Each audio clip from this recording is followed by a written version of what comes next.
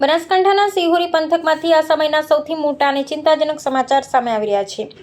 બનાસ નદીમાંથી રેતી ભરી પૂરપાટ ઝડપે દોડતા યમદૂત સમાન ડમ્પરોએ વધુ એક અકસ્માત સર્જ્યો। કંબોઈ કશરા રોડ પર દુદાસણાના પાટિયા પાસે રેતી ભરેલા એક બિલફાર્મ ડમ્પર ચાલકે રોડ સાઈડમાં ઉભેલા ટ્રેક્ટરને જોરદાર ટક્કર મારી છે।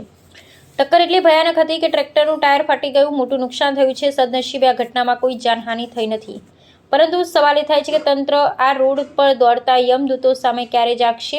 ઘટનાની વિગતવાર વાત કરીએ તો આજે વહેલી સવારે દુદાસણ પાટિયા પાસે એક ડમ્પર ચાલકે ગફલતભરી ડ્રાઇવિંગ કરી રોડ કિનારે ઉભેલા ટ્રેક્ટરને ધડાકાભેર ટક્કર મારી હતી।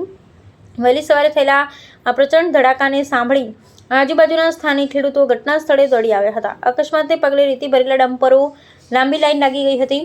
કલાકો સુધી ભારે ટ્રાફિક જામ સર્જાયો હતો। ઘટનાની જાણ સિહોરી પોલીસને થતાં જ પોલીસ કાફલો તાત્કાલિક ઘટના સ્થળે પહોંચ્યો હતો। ટ્રાફિક હટાવી વાહન વ્યવહાર પૂર્વવત કરાવ્યો હતો।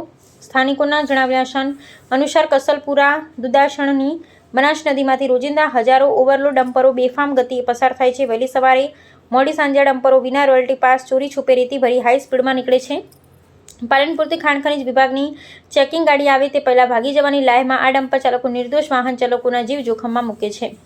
ઓવરલોડ ભરેલા વાહનોને કારણે રોડ પર મોટા મોટા ખાડા પડી ગયા છે અને કંબોઈ 4 રસ્તા પર રોજિંદો ટ્રાફિક જામ આ ડમ્પરોની દેન છે। તમને જણાવી દઈએ કે ડમ્પરોનો આ આતંક નવો નથી। હજુ 2 દિવસ પહેલાં જ વાયડ પાસે ડમ્પરોના કારણે એક ગંભીર અકસ્માત થયો હતો, જેમાં એક અલ્ટો કારમાં સવાર શિક્ષકનો આબાદ બચાવ થયો હતો, જ્યારે ડમ્પર ચાલકે પોતે ગંભીર રીતે ઘાયલ થયો હતો। હવે સ્થાનિક જનતા અને નાના વાહન ચાલકો ત્રાહિમામ પોકારી ઉઠ્યા છે। લોકોનો સીધો આક્ષેપ છે કે સિહોરી પાટણ હાઈવે પર પોલીસ અને આરટીઓ તંત્રની રહેમ નજર હેઠળ આ બેફામ ડમ્પરો દોડી રહ્યા છે। જનતા સવાલ પૂછી રહી છે કે શું તંત્ર કોઈ મોટી જાનહાનિ થાય તેની રાહ જોઈ રહ્યું છે?